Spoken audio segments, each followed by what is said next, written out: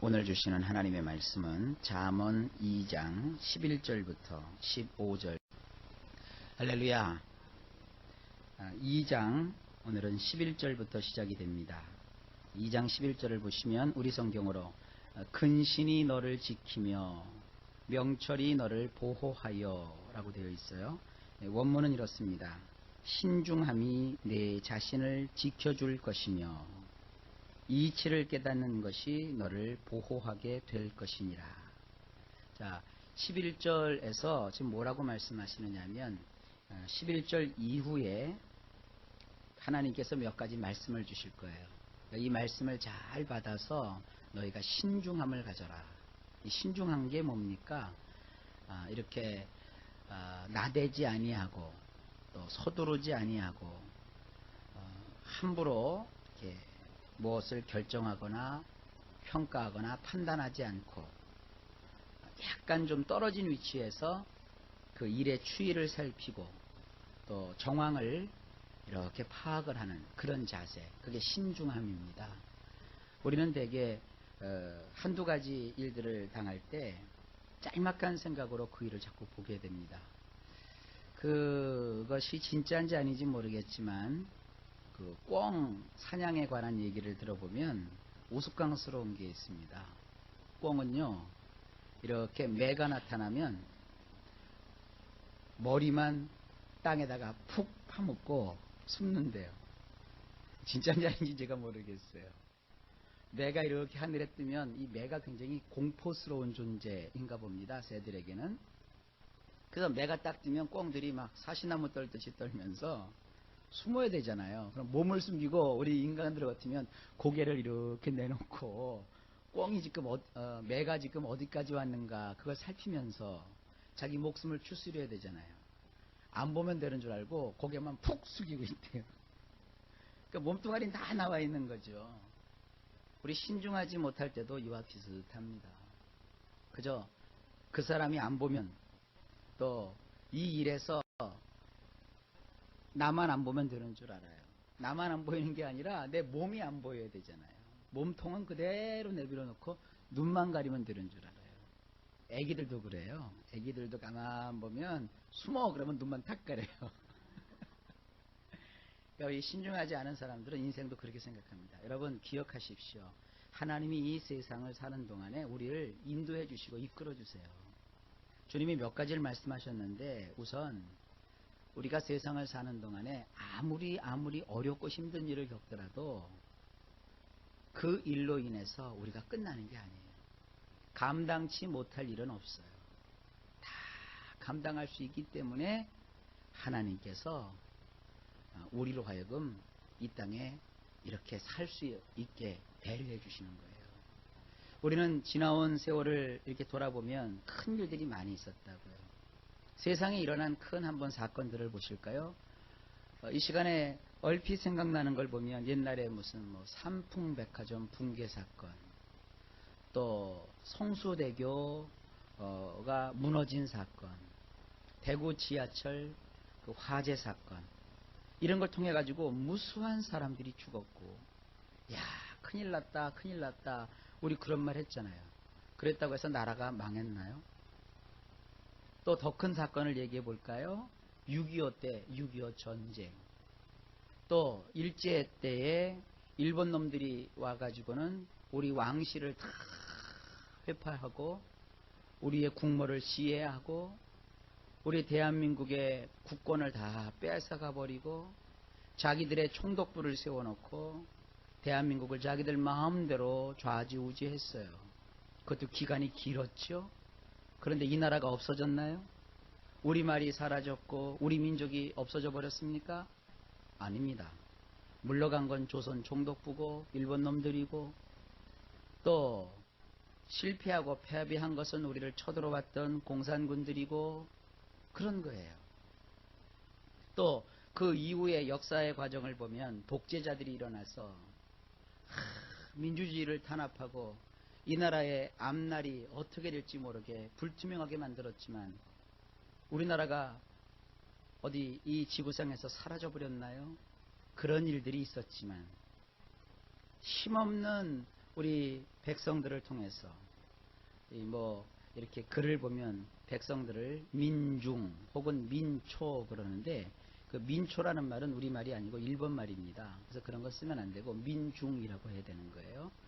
이런 그 민중의 힘은 권력자에 비해서는 약해요. 권력자는 총을 가지고 있고 군대를 이끌고 있고 경찰력을 동원할 수 있어요. 그러나 민중들은 그런 게 어디 있어요? 아무것도 없다고요. 그러나 그 민중의 힘은 약한 것 같지만 그 민중이 이 세상을 이끌어가고 있고요. 그 배후에 하나님께서 주도하여 주셔서 세상에 아무리 악이 성황한다 할지라도 의롭고 선량한 자들이 이길 수 있도록 이끌어 주시는 거예요. 우리 인생도 마찬가지입니다. 내가 이 일 때문에 이제 죽는구나. 그래서 스스로 마음의 좌절을 느껴서 살아야 될 삶을 그냥 먼저 꺾어버리는 사람이 있어요. 그걸 우리 뭐라고 해요? 자살이라고 하잖아요. 그거 참 마음이 약한 거죠. 병이 든 거죠. 여러분, 우리가 스스로 목숨을 끊을 이유가 세상에는 하나도 없습니다. 돈 때문에 억울한 일을 겪고 사람 때문에 참 폭복하고 주어진 환경과 사건 때문에 나는 왜 이렇게 복이 없는가, 팔자가 드센가 이렇게 생각할 수는 있어요. 하지만 그것이 스스로 목숨을 끊고 인생을 포기할 만큼 심각한 것이 아닙니다. 그때 필요한 것이 뭐냐? 예수 믿는 사람에게는 신중함입니다. 신중함. 얼마든지 좌절하고 절망할 수 있고 포기할 수 있지만 우리는 주님 주시는 그 신중함으로 그곳에서 하나님의 뜻을 발견하려고 하고, 주님이 나의 인생 속에 왜 이렇게 이런 일들을 겪도록 허용하시는가. 그래서 하나님의 마음을 헤아리려고 하는 거예요. 이런 신중함을 가지면 어떤 일이 벌어지느냐? 내 자신을 지켜줄 것이래요. 여러분, 이런 것을 깨닫는 것이 지혜입니다. 교회 나와가지고 신앙생활을 한다고 하면서 이런 신중함이 없이 신앙생활을 하고 자기 자신도 지키지 못하고 자기 자신도 추리지 못하고 온통 그 입에서는 독을 품고 또 생활은 안 믿는 사람보다도 못한 그런 삶을 살면서 우리가 하나님을 믿는 백성이라고 할 수 없죠. 하나님을 믿는 백성들은 아무리 인생에 파고가 닥치고 풍랑이 일고 시련이 다가와도 거기에서 주님이 주시는 그 신중함으로 자기 자신을 잘 지킬 줄 아는 이런 축복된 자들인 것을 잊지 마시기 바랍니다. 그리고 또 말하죠. 이치를 깨닫는 것이 너를 보호하게 될 것입니다. 이치를 깨달아야 돼요. 이치를 깨달을 때 사람들이 내는 소리가 있죠. 아, 그렇구나. 아, 그렇구나. 어제도 신방을 한 군데 갔어요. 병원 신방을 갔는데 그분이 불의의 사고를 5월 달에 당하셨어요. 이렇게 낙상을 했어요. 그래서 뇌를 다치셨어요.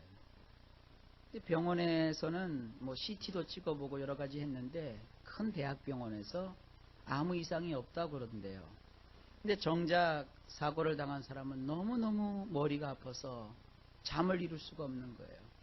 의사한테 그 고통을 계속 고소했는데도 의사는 아랑곳하지 않고 그것을 농담으로 받아들이고 말이죠. 계속 진통제만 먹이고 수면제만 먹여서 잠만 재우고 입원만 시키는 거예요. 그래서 환자가 이거 안 되겠습니다. 나 그 MRI 그것 좀 한번 찍어보겠습니다. 그래도 의사가 안 찍어주는 거예요. 그런데 너무 고통이 심하고 이 환자가 이제 이 병원을 내가 믿을 수 없으니까 다른 병원으로 옮기겠습니다. 그러니까 그제서야 MRI를 찍어주더래요. MRI를 찍어놓고 보니까 세상에 이 CT상에서는 나오지 않았던 뇌 속에 출혈이 있어가지고 이미 피가 20여일 동안 계속 줄줄줄줄 흐르고 있었던 거예요. 저희야 이렇게 피부가 찢어져서 피가 나면 피 닦아내고 그 뭡니까 빨간 약으로 발라서 딱 하고 반창고 붙이면 된다고 생각하지만 이 뇌 속에 출혈이 일어나는 건 무지무지 무서운 거거든요. 나중에 이제 이분이 하는 건데 밝혀지신 건데 몇 개월이 지났잖아요. 벌써 5월, 6월, 7월, 8월, 9월 지금 접어들었잖아요.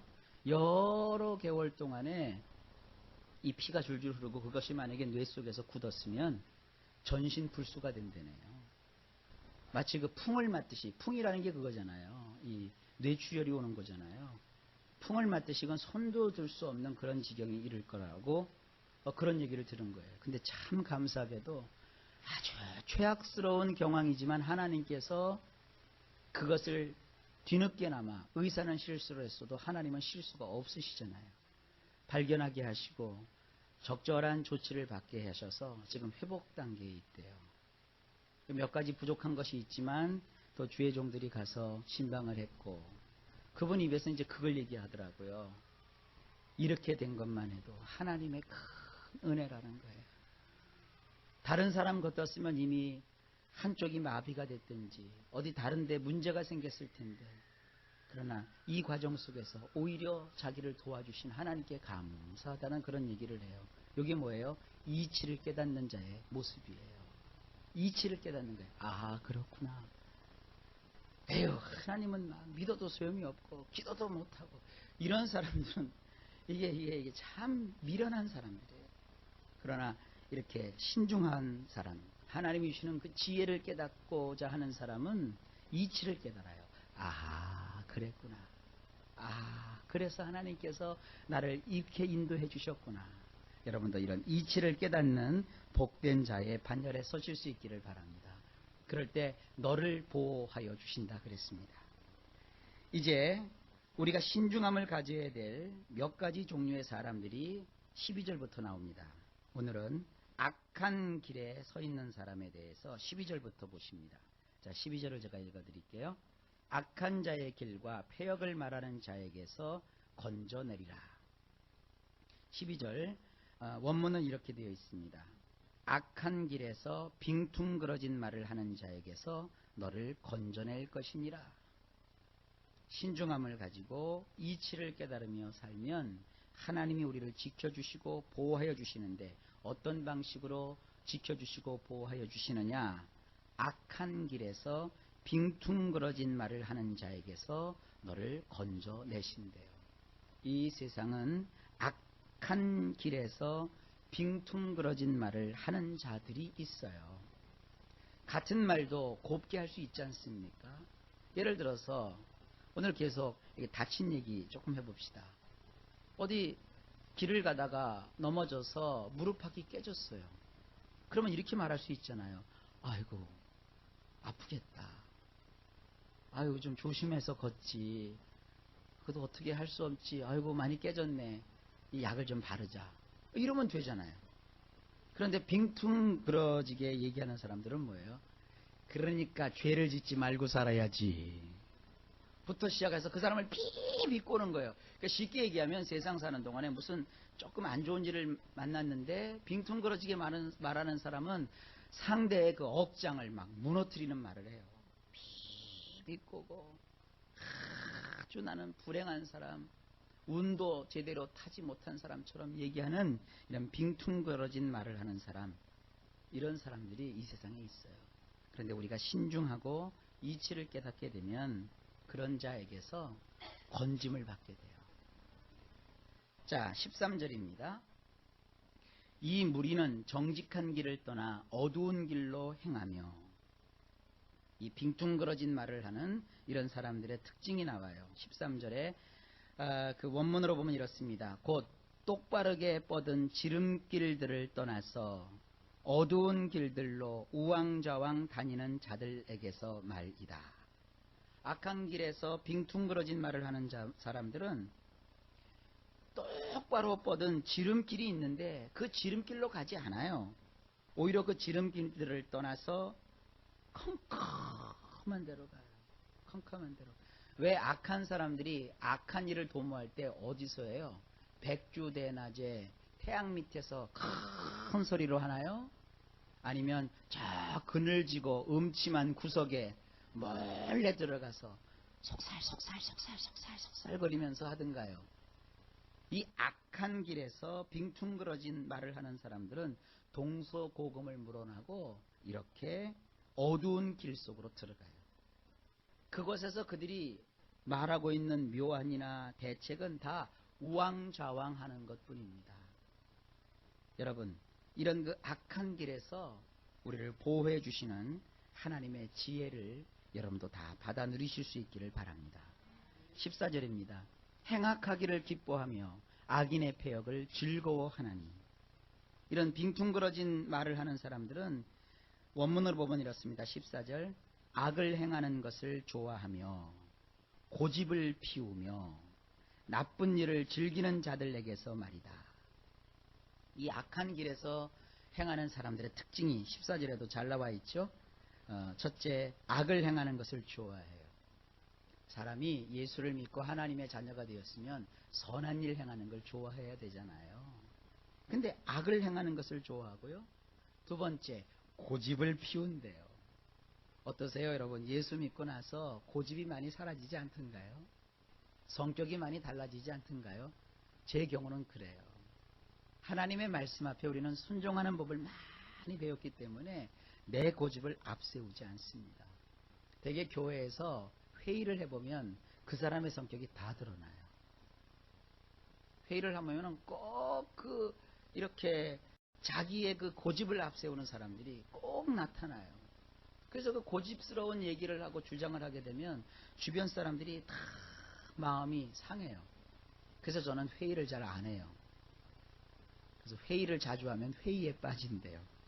참이 썰렁한 얘기지만 회의할 때 회의 분위기를 망치는 사람들이 뭐냐면 고집 부리는 사람들이에요. 우리는 고집을 부리는 자들이 아니라 정확한 데이터와 자료와 이치에 맞는 이야기로 자기의 주장을 펼 줄 알아야지. 무조건 자기 뜻대로만 주장하면서 고집을 피우면 이것은 선한 길이 아니라 악한 길에서 빙퉁그러진 말을 하는 자 속에 속하는 것입니다. 세 번째, 나쁜 일을 즐기는 자들이라고 했어요. 여러분, 나쁜 일을 즐겨요. 이게 얼마나 악한 일입니까? 남 넘어지고, 남 쓰러지고, 남 무너지고, 남이 시험 들고 하는 이런 일들을 즐기는 자들이 우리 주변에 있다는 거예요. 그래서 신중함을 가져야 될 이유가 뭐냐 하면 이런 사람들이 있으니까 혹시 저 사람이 이런 악한 길에 있는 사람이 아닌가 살피는 거죠. 누가 어떤 말을 해도 그 말을 고지고대로 믿는 게 아닙니다. 목회를 하면서도 목사님이 사람을 많이 접하잖아요. 교회가 작을 때는 접하는 사람이 그렇게 많지 않습니다. 그러나 교회가 자꾸 커지고 사람들이 불어나게 되면 그때는 이렇게 작은 규모로 있을 때의 목사의 태도하고 좀 커졌을 때의 목사의 태도가 좀 달라져요. 지금은 교회가 작으니까 이 사람 소리도 들어줄 수 있고 저 사람 소리도 들어줄 수 있고 하지만 목회자가 이렇게 사람들을 대하는 사람들이 많아지게 되면 그때는 일일이 그렇게 사람들을 다 접할 수가 없어요. 그래서 목사가 이렇게 사람들의 말을 들을 때는 가려서 듣고 새겨서 듣고 그리고 이렇게 영적으로 분석해 가면서 그 말을 들어요.